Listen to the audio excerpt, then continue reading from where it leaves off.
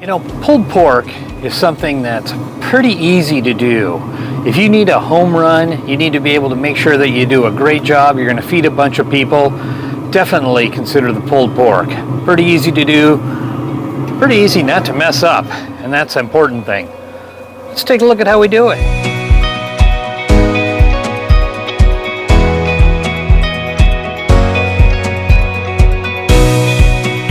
Alright, so today we're going to do some pulled pork.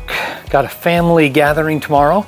It's my father-in-law's birthday and also my daughter's birthday. So we're going to feed a bunch of people and we're going to put together these 2 pork shoulders, pork butts. You notice that what I did was trimmed a little bit off the top. These things were really fatty on the top, so I trimmed a little bit off, put a score on there. That'll allow some of the fat to render a little bit easier and allow some of the rub to get a little deeper inside. Here's a little tip for you. What I have been doing, since I'm using gloves and then shaking on my rub, is I put a plastic bag around there with a rubber band. That way I can just take the plastic bag off afterwards, throw it away. I don't have to worry about contaminating and then having to clean up these rub jars from touching the meat and then touching the rub and so on. So I'm gonna get started with a little bit of this. And this is a rub that I put together myself, but I don't use that exclusively. I use some of the Meat Church, and this is their Holy Gospel rub. So we're going to apply that liberally as well on both of these. And then we're going to put them into this aluminum pan for the actual cook.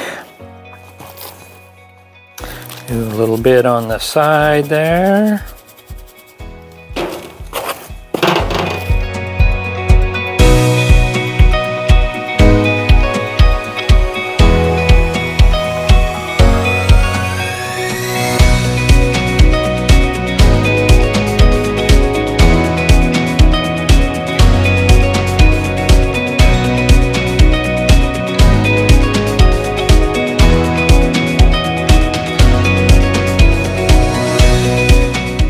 So I put in a couple of little containers of apple juice just into this shallow pan. That way it'll be able to kind of sit in there, baste a little bit as we do our cook.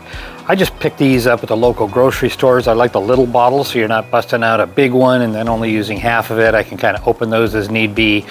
Toss them in if I'm going to do pork shoulder, or I can use them if I'm going to spritz maybe some ribs. I just open one of those little bottles and that's all I need. So we're going to let this sit for a few minutes and fire up the smoker, get that ready to go, and then we're going to drop those guys into this aluminum pan, bring them over, put them on the heat, and let them go. So here we go. Time to put these guys on. That's looking good. So pulled pork is a great thing to do when you got a family gathering, you want to feed a bunch of people, maybe the neighborhood. If you're new to smoking meat, I would definitely start with pulled pork. Pretty hard to mess it up, and I'm going to help you make sure you don't. So we got the Pit Boss rocking here at kind of a low temperature. I want to throw some smoke on there first, and then we're going to crank it up. That is looking pretty good, huh? Seen a little bit of smoke on there. Got some nice rub in that bath of apple juice. This is going to be good.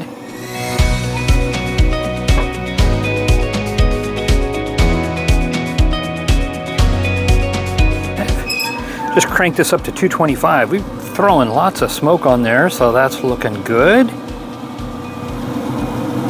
Letting it roll. And remember, if you're looking, you're not cooking.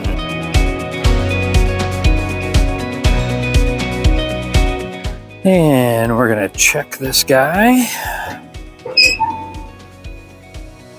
That is looking pretty good. You can see all those juices in there.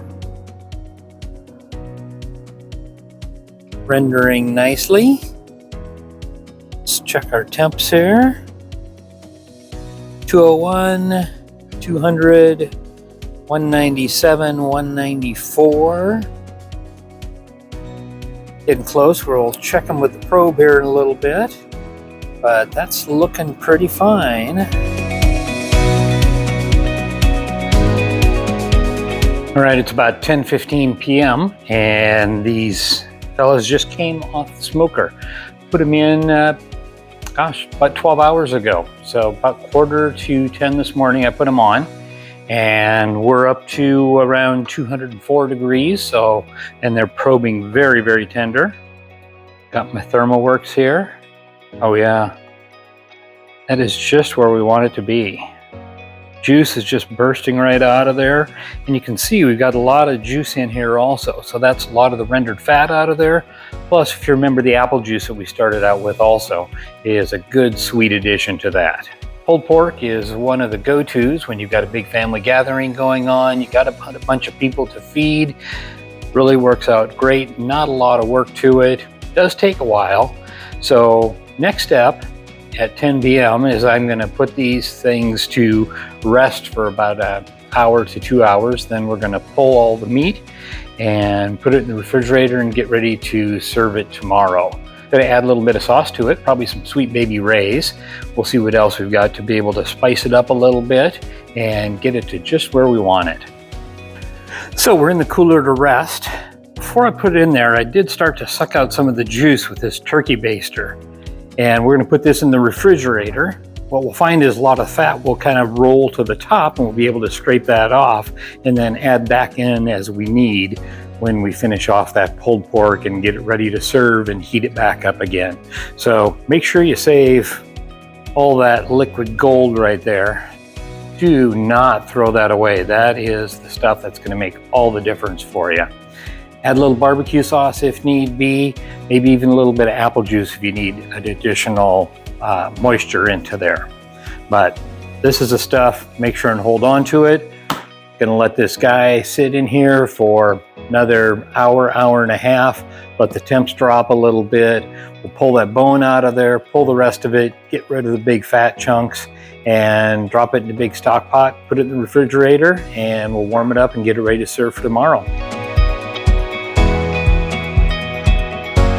Okay, we are ready to pull the pork, and since this is really hot, what I always do is put some cotton gloves on and then put these Nitrolite gloves over top. That way you can get in there, get your hands all messy, and you're not going to end up with it just being too hot to handle. So this is looking really good, it's smelling really good. Oh, this is going to be good stuff. So just going to kind of go through, pull this all out, get rid of the big fat pieces and drop it into this stock pot. So pull out anything that looks too fatty, too chunky. Obviously the bones are going to come out also. You're going to throw those away. You can feel what might be a little bit hard, not quite tender. You can get rid of that also. And I like doing it with my hands as opposed to using the claws, because I feel I can really kind of get in there and make sure I get out the soft stuff that I want to get rid of the fat. Here's that bone. It's a bone in, so we're gonna pull that guy out. By getting the bone in, you end up with a lot more flavor from a bone in as opposed to a boneless. Yeah, this is nice and tender. That's a good chunk right there. We'll just mash that all up. It's looking good. So there's all that awesome pulled pork. Looks really good. It's tender, it's juicy, and we saved every bit of that extra juice. And that's what we're going to add back in tomorrow when we put this together. We're going to serve it up on some King's Hawaiian rolls. Okay, there's some good looking pulled pork there. We're gonna mix this up and get it ready to go. Here's all that wonderful juice. We're gonna take a lot of that grease off the top and just get rid of that. Nice thing is, as it gets cold overnight, that really separates and makes it easy for us just to be able to get rid of that. That's the goods down below there. So that's the wonderful part, that has all the flavor right there. So we're just going to start taking a bunch of this pulled pork and add it to the crock pot.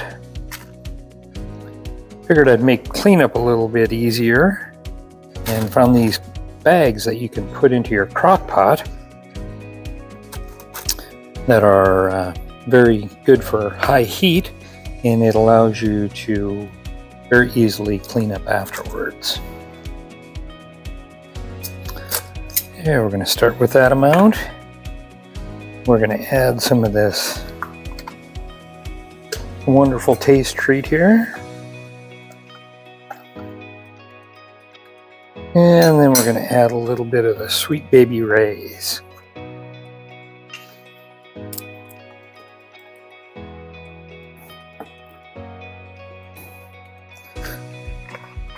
That's a good start.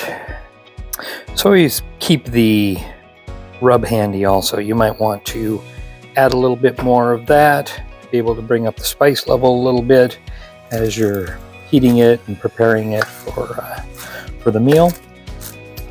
And we could probably even use a little bit of apple juice too. So we'll see how this is turning out, see what it tastes like, see what we need to add along the way.